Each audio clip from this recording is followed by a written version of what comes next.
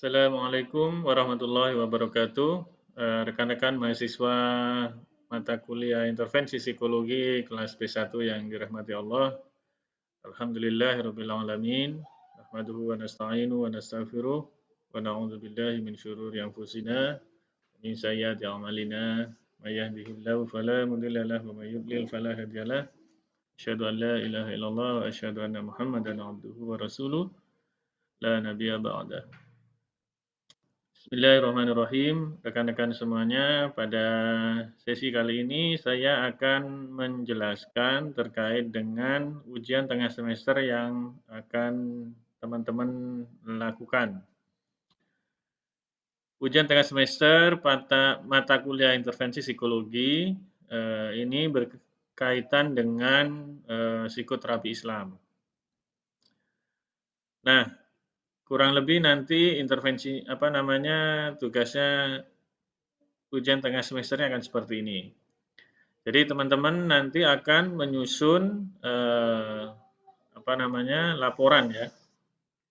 Menyusun laporan tentang pelaksanaan self psikoterapi berdasarkan psikologi Al-Fatihah. Jadi bagaimana teman-teman nanti mencoba mempraktekkan dasar-dasar psikologi Al-Fatihah dalam kehidupan sehari-hari dan kemudian melaporkan bagaimana hasilnya. Nah, apa yang harus dilaporkan oleh teman-teman terkait dengan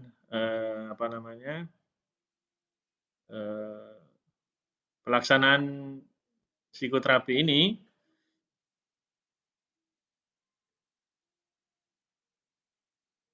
Yang pertama, jadi ada 4 bagian di sini ya. Jadi bagian pertama, kedua, ini pertama terkait dengan permasalahan dan latar belakang masalah. Jadi teman-teman di sini coba diceritakan tentang keluhan atau gejala-gejala psikologi yang dianggap mengganggu, yang bisa berupa marah pada seseorang atau sakit hati dengan seseorang atau permasalahan-permasalahan yang lain. Kalau misalnya ada yang masih ngompol ya dan ingin diselesaikan misalnya ya silakan nanti dituliskan ngompol misalnya. Ya, tapi kalau ada hal-hal yang kira-kira masih membuat teman-teman merasa terganggu, silakan nanti diceritakan di bagian pertama ini. Yang kedua, setelah teman-teman memahami permasalahannya, maka yang berikutnya adalah kita coba praktekkan psikoterapi Islam berdasarkan psikologi Al-Fatihah. Nah, ada A, B, C, ada 3 prosedur yang kemudian perlu teman-teman lakukan ya, nanti perlu dilaporkan. Yang pertama adalah menuliskan dinamika permasalahan yang sudah teman-teman rasakan, yang sedang teman-teman rasakan saat ini.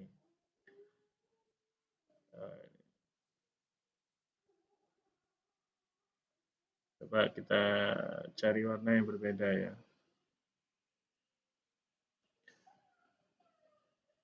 Jadi yang pertama teman-teman menuliskan tentang dinamika permasalahan berdasarkan psikologi Al-Fatihah. Jadi maksud saya begini di sini, silakan teman-teman nanti deskripsikan masalah yang sudah dituliskan di bagian pertama itu dengan menggunakan paradigma psikologi Al-Fatihah. Artinya begini, pertama teman-teman ceritakan tentang input ya. Input ini mengacu kepada apa yang Anda yakini saat ini tentang Tuhan Anda. Kemudian Anda tuliskan juga dari sisi input ini apa yang Anda yakini tentang diri Anda sendiri.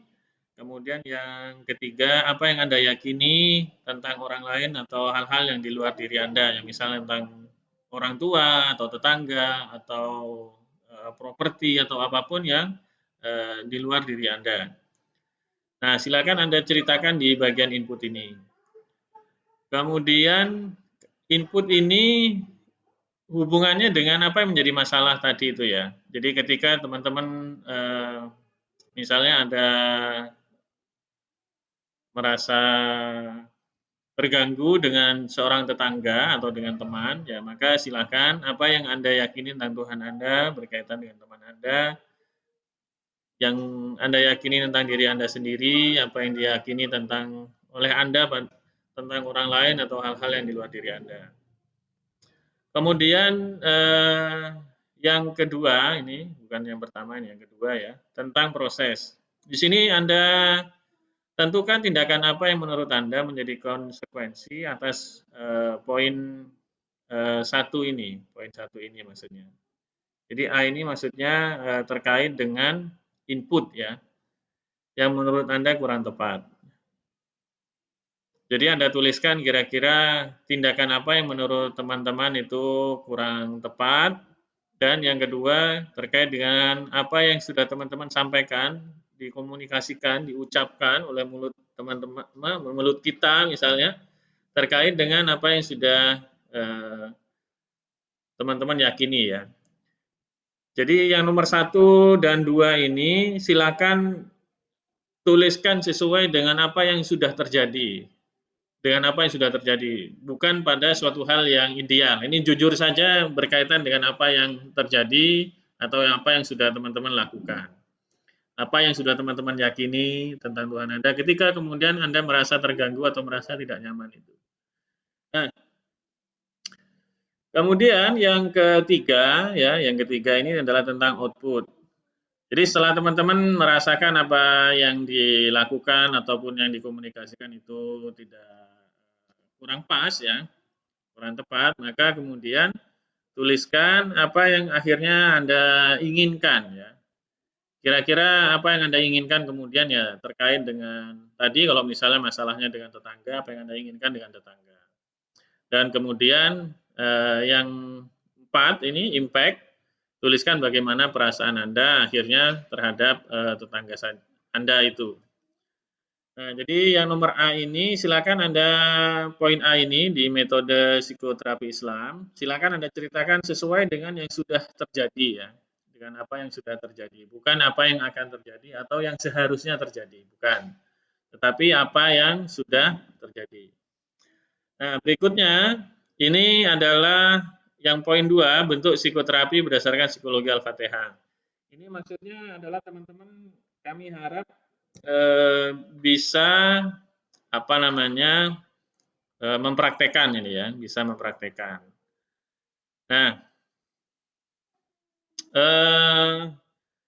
di apa namanya di poin di lembar kerja LK2 ya, di lembar kerja LK2 yang saya share lewat WhatsApp ya. Itu adalah bentuk-bentuk psikoterapi berdasarkan psikologi Al-Fatihah sebenarnya. Itu adalah sebuah prosedur apa yang kemudian harus Anda tanyakan dan Anda lakukan dan juga Anda pikirkan terkait dengan setiap proses yang ada di dalam psikologi Al-Fatihah ini. Tentang input ya, tentang input yang A. Ini terkait dengan bagaimana Anda meyakini sifat-sifat Allah atau sifat-sifat Tuhan berdasarkan Al-Fatihah. Ini ada 3 sifat yang kemudian perlu teman-teman yakini dalam benak atau dalam pikiran teman-teman semua. Tentang bagaimana Allah itu adalah Maha Pengasih dan Penyayang, sehingga dengan kasih sayang Allah ini artinya Allah tidak akan pernah memberikan pada hamba-hambanya itu suatu hal yang jelek-jelek. Semuanya pasti yang terbaik. Kemudian yang B, bahwa sifat Allah itu maha kuasa atas semesta alam. Artinya tidak ada satu hal pun saking dengan kuasanya Allah itu, tidak ada sesuatu pun yang tersembunyi dan bahkan tidak ada daun pun yang jatuh tanpa izin Allah. Apalagi yang terjadi pada diri kita ya. Ya, karena tetangga tadi itu. Nah, sehingga kemudian ini perlu kita kembalikan pada kasih sayang. Jadi apapun yang sudah direncanakan oleh Allah ya, yang dikehendaki oleh Allah yang sudah terjadi itu sebenarnya juga perlu dikembalikan ke sifat kasih sayang Allah. Itu pastilah yang terbaik. Ini harus ada di dalam pikiran kita. Ini kita mulai dari sini ya. Yang C itu adalah berkuasa atas waktu dan segala bentuk pembalasan. bahwa Allah itu juga punya kuasa terkait dengan pembalasan. Malik Yaumiddin itu yang perlu kita yakini ya. Jadi kita perlu di setiap waktu ya, misalnya dimulai bangun tidur kita coba merenungkan hal-hal ini, kasih sayang Allah, kekuasaan Allah dan juga pembalasan Allah yang akan diberikan pada kita. Nah, karena kasih sayang Allah itu, maka balasan yang diberikan oleh Allah kalau kita itu jahat juga tidak akan dibalas sesuai tidak akan dibalas di luar proporsinya. Jadi akan seimbang kalau kita ini berbuat jahat. Berbuat jahat satu akan dibalas dengan satu. Dan semoga Allah mengampuni semua dosa-dosa kita ya. Nah, tapi kalau ini perbuatan baik, ya karena kasih sayangnya Allah akan memberikan balasannya berkali-kali lipat, minimal 10 kali lipat. Ada yang kemudian dibalas sampai 700 kali lipat dan sampai juga pada balasan yang tak terhingga, sangat banyak. Balasan Allah itu bisa sangat banyak. Nah, ini yang perlu kita yakini ya, kita yakini pertama. Kemudian membentuk keyakinan positif di bagian input ini tentang sifat-sifat Tuhan dalam poin input ini, yaitu menumbuhkan akhirnya kasih sayang pada diri kita, tumbuhkan sikap rendah hati, tidak sombong, karena yang maha kuasa adalah Allah bukan kita. Kemudian kita perlu menumbuhkan keyakinan bahwa kita akan mampu menjadi lebih baik dalam segala hal karena Anda yakin bahwa Allah akan membalas segala yang kita kerjakan sehingga tidak akan ada yang sia-sia sebenarnya. Nah, ini yang perlu kita yakini. Jadi input ini kita mulai dengan perenungan ya mulai dari bangun tidur atau di dalam waktu-waktu senggang kita, cobalah kemudian merenung tentang sifat-sifat Allah yang ada di dalam surat Al-Fatihah. Mulai dari Bismillahirrahmanirrahim, Alhamdulillahirabbil alamin, Arrahmanirrahim. Malik Yaumiddin. Nah, yang keempat. Itu sebenarnya ada 3 sifat-sifat Allah yang perlu kita yakini. Nah, yang ketiga adalah dimensi proses, ya, tahapan proses. Nah, di proses ini Anda perlu melakukan ya. Yang perlu dilakukan apa saja? Ada 2 hal yang perlu dilakukan. Yang pertama adalah tindakan-tindakan baik yang perlu untuk dikerjakan berdasarkan petunjuk Al-Quran atau hadis atau hasil riset yang dimungkinkan mengurai masalah yang sudah diidentifikasi ya. Jadi kalau ada masalah yang terkait dengan tetangga, ya kita kan diminta untuk sholat tepat waktu, ya lakukan sholat tahajud, mengerjakan tugas, beri makanan atau oleh-oleh. Ya misalnya kalau ada masalah dengan tetangga, ya lakukan dengan ngasih tetangga misalnya sesuatu hal yang simpel, ngasih makanan misalnya. Kemudian yang B, ini bagaimana kita berkomunikasi. Jadi kalau teman-teman masih terbiasa membicarakan hal-hal yang buruk tentang tetangganya, coba hentikan sekarang dan ganti dengan ucapan-ucapan yang positif tentang tetangga Anda. Atau kurangi ucapan-ucapan buruknya.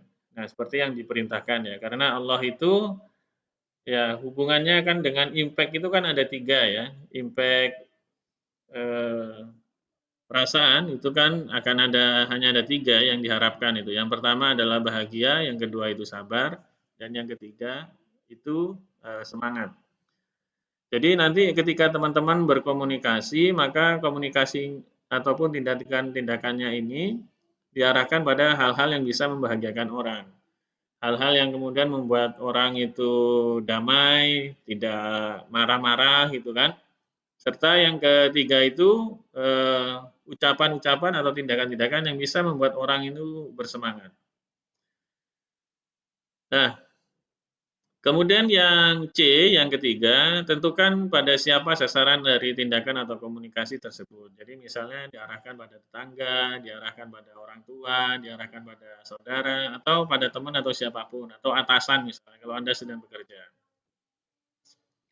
Nah, yang ke C tugasnya, jadi yang B ini, setelah B ada C, di C ini adalah menuliskan prosedur atau langkah-langkah psikoterapi. Nah, di sini harapannya teman-teman nanti akan membuat sebuah tabel yang berisi time schedule, Time schedule itu mulai dari bangun tidur hingga tidur kembali untuk mengimplementasikan poin 2A dan 2B ini. Jadi buat time schedule selama 7 hari ya, mulai dari tanggal 1 atau tanggal 7, mulai dari hari Senin sampai dengan Minggu misalnya. Nah, dibuat timing ya, misalnya jam 9 sampai jam 3 itu tidur istirahat, jam 3 sampai jam 3.20 mulai dengan merenung, mulai dengan kontemplasi, mengingat sifat-sifat Allah. Kemudian dilanjut dengan sholat berwudu, sholat tahajud misalnya dan seterusnya. Sampai kemudian teman-teman bisa bangun lagi yang mencerminkan tindakan-tindakan atau komunikasi apa yang ingin Anda sampaikan pada orang lain sehingga masalah Anda bisa terselesaikan. Nah, yang ketiga setelah selang 10 hari silakan Anda tuliskan kira-kira apa yang terjadi pada diri Anda. Perasaan-perasaan yang sejak awal diidentifikasi misalnya banyak mengeluh ataupun sedih, ada kecewa, itu setelah 10 hari kira-kira masih tetap ataukah ada perubahan, silakan Anda ditulis. Nah, referensi ini silakan Anda munculkan sebagaimana Anda menulis daftar pustaka pada skripsi atau proposal penelitian ya.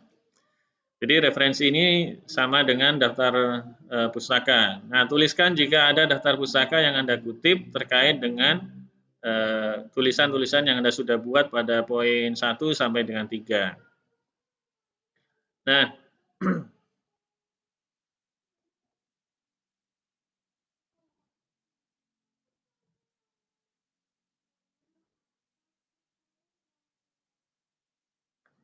untuk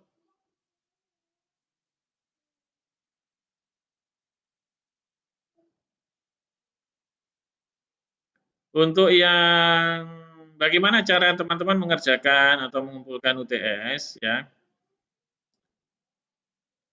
Hari yang ini ada 3 tahapan ya, ada 3 tahapan.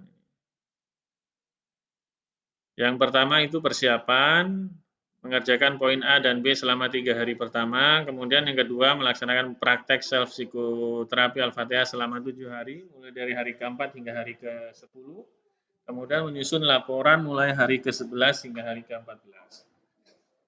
Nah, sehingga nanti teman-teman bisa menyelesaikan tanggal 21 Mei ya. Sekarang masih bulan April, tanggal 26. Jadi sebenarnya masih ada banyak waktu untuk menyelesaikan dan mempraktikkan ini. Nah, untuk poin A dan B itu maksudnya ini terkait dengan poin ini ya, menuliskan yang poin A ini dan juga poin B ini. Ya. Nah, kemudian Anda ceritakan yang poin proses.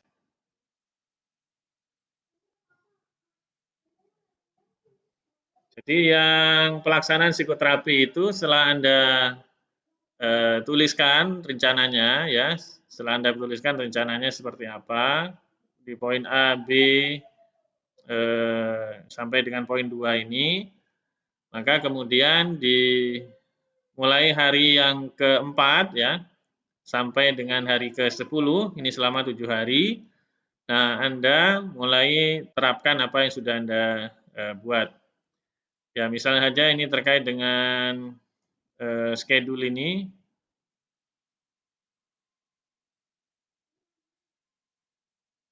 Ya, mulai dari schedule ini Anda kemudian bisa terapkan ya, bisa terapkan. Jadi intinya itu begini, persiapan itu Anda kerjakan dulu rancangannya, desainnya, yaitu poin 1 sampai dengan 2, ini keliru ini, bukan poin A sama B ya, tapi ini 1 dan 2, poin 1 dan 2. Nah, kemudian di pelaksanaan ini Ya, saya pikir untuk menuliskan poin 1 dan 2 rancangannya ini cukup 3 hari saja ya. Kemudian yang kedua, Anda terapkan, apa yang sudah Anda rancang dalam, ini, time schedule ini, ya. Kemudian Anda praktekkan dalam kehidupan sehari-hari. Nah, setelah hari ke-11 silakan Anda mulai tuliskan apa yang kemudian menjadi hasilnya, apa perubahan yang terjadi, terus kemudian ada perilaku yang berubah seperti apa, ataukah juga mungkin ada perubahan dalam, pola pikir Anda, apa yang Anda pikirkan misalnya ada perubahan ataukah tidak, perilakunya ada perubahan atau tidak, perasaannya ada perubahan atau tidak, termasuk juga harapan dan motivasinya ke depan itu kira-kira ada perubahan ataukah tidak. Silakan Anda, tuliskan di sini ya. Nah, saya pikir itu yang terkait dengan bagaimana tugas UTS Anda. Nanti tugas ini saya minta bisa, dikumpulkan tanggal 21 Mei ya. 21 Mei tahun 2021 maksimal jam 23.59. Nanti mengumpulkannya melalui e-learning ya. Saya akan buatkan, sistemnya nanti. Nah, tinggal Anda upload dalam bentuk, file Word atau PDF. Saya pikir itu terkait dengan bagaimana tugas UTS Anda. Terima kasih dari saya. Assalamualaikum warahmatullahi wabarakatuh.